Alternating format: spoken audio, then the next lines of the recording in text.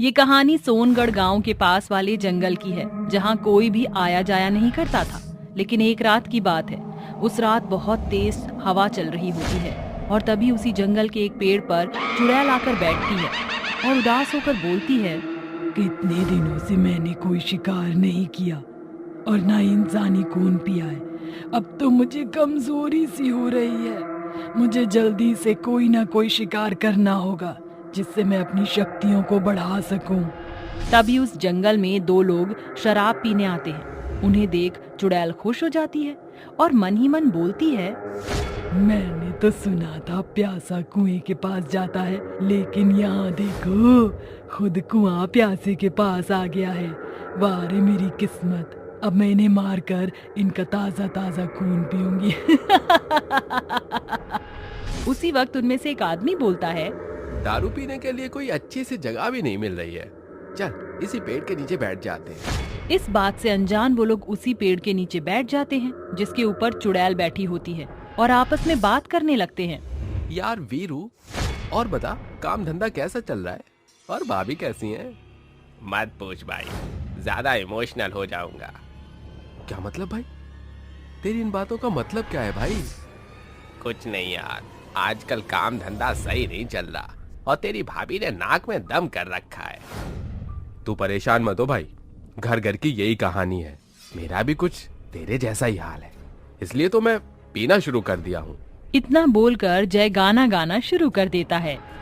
मुझे पीने का शौक नहीं, पीता हूँ गम भुलाने को। शांत हो जा भाई, चल हम अपने गम को बांटते हैं और मिलकर शराब पी। जिसके बाद वो दोनों शराब पीने लगते हैं। तभी उनके सामने चुड़ैल आ जाती है और हंसते हुए बोलती है। कितने समय से मैं तुम लोगों का इंतजार कर रही थी और आज तुम लोग आ गए। अब मैं तुम्हें मारकर तुम्हारा खून पीऊंगी। और तुम अपने गमों से हमेशा हमेशा के लिए आजाद हो जाओगे। हमें छोड़ दो, मत मारो हमें, हमने तुम्हारा क्या बिगाड़ा है? जाने दो हमें यहाँ से। नहीं, मैं तुम्हें नहीं छोड़ सकती। तुम्हें छोड़ दिया तो मुझे भूखे रहना पड़ेगा। इतना बोलकर चुड़ैल उन दोनों को मारकर उनका खून पी जाती है। तभी उसकी नजर उनकी शराब की बोतल पर पड़ती है, जिसे देखकर वो बोलती है। अरे ये क्या भला है? शायद इसी को पीकर वो दोनों इंसान झूम रहे थे। चलो मैं भी इसे पीकर देखती हूँ। जिसके बाद चुड़ैल शराब को पी लेती है और नशे में झूमने लगती है। तभी वहाँ से दो इंसान शराब पीकर झूमते हुए बार की तरफ जा रहे होते हैं। इधर चला मैं उधर चला, जाने कहा मैं किधर। अरे नाले में आकर कर गया, क्या तूने क्या किया? तभी चुड़ैल उन्हें जाते हुए देख उनका पीछा करने लगती है और उनके सामने आकर बोलती है। दारू पी के नुक्कड़ पे पेट तेरा किया रे, काली पीली 18 बोतल शराब भी तो पिया रे, ठंडियां है भर ली बहुत, अब करूंगी मैं तेरा शिकार। चुड़ैल को अपने सामने देखकर दोनों डर जाते हैं, लेकिन वरुण हिम्मत कर चुड़ैल से पूछता है। क्यों, तू हमें मारना चाहते यार चुड़ैल? 2 घूंट पिला दे साथियां, बाकी मेरे पे छोड़ दे। मैं कुछ समझा नहीं।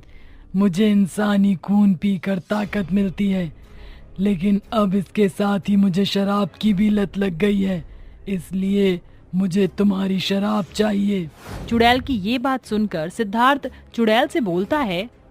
तू मेरी जान ले ले, लेकिन मैं तुझे अपनी शराब नहीं दूंगा। ठीक है, मैं तेरी जान भी ले लेती हूँ और तेरी शराब भी।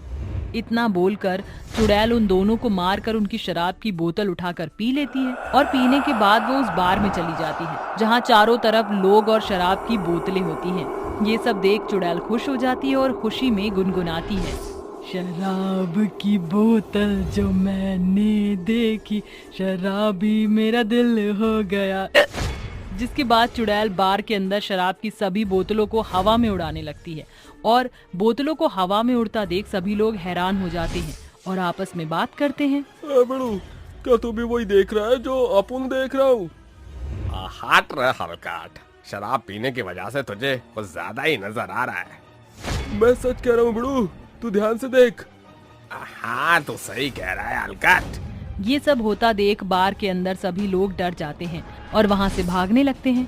तभी उनके सामने चुड़ैल आ जाती है और बोलती है, अब मैं किसी को भी नहीं छोड़ूंगी, सबको मार डालूंगी और उनका खून पीकर शक्तिशाली हो जाऊंगी और तुम लोगों को मारते ही मुझे इतनी सारी शराब भी मिल जाएगी। जिसके बाद चुड़ैल सभी लोगों को मारने लगती है और बार के अंदर भगदड़ मच जाती है। लेकिन जैसे तैसे गौरव अपनी जान बचाकर वहाँ से भाग जाता है और दौड़कर अपने घर जाता है और अपनी पत्नी राशि को सारी बात बताता है। जिसके बाद राशि उससे बोलती है, इस चुड़ैल ने सिर्फ आज तक गांव के उन लोगों को मारा है जो शराब पीते हैं। हमें इस बात का पता लगाना होगा कि आखिर वो सिर्फ उन्हीं लोगों को क्यों मार रही है, और इस बात का पता करने के लिए मेरे पास एक तरकीब है। और वो क्या है?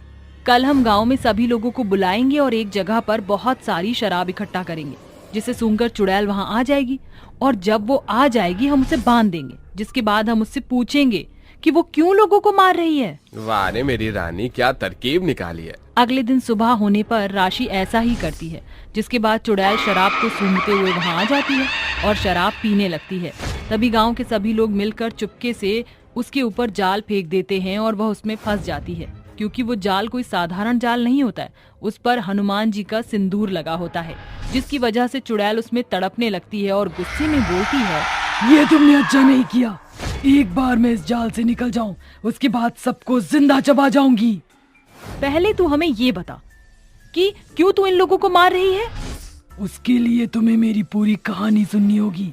इतना बोलकर चुड़ैल अपनी आप बीती गांव वालों को सुनाने लगती है। मेरा नाम कमला था और मेरा बाप एक शराबी था। एक दिन वह शराब पीकर जुआ खेल रहा होता है और जुए में सब कुछ हार जाता है। जिसके बाद वो घर आते हैं और मुझसे कहते हैं, आज मैं जुआ खेल रहा था और जुए में तुझे दांव पर लगाया। अब तुझे वो लोग यहाँ से ले जाएंगे, मुझे माफ कर दे बेटी। ये आपने क्या किया बाबूजी? एक जुए के पीछे आपने अपनी बेटी की जिंदगी दांव पर लगा दी। कोई दुश्मन भी अपनी बेटी के साथ ऐसा नहीं करेगा। मैं आपको कभी माफ नहीं करूंगी। इतना बोलकर कमला रोते हुए घर से निकल जाती है और स्टेशन पर जाकर आत्महत्या कर लेती है। और तभी से मैंने कसम खाई थी कि मैं इस दुनिया में एक भी मर्द को जिंदा नहीं छोड़ूंगी।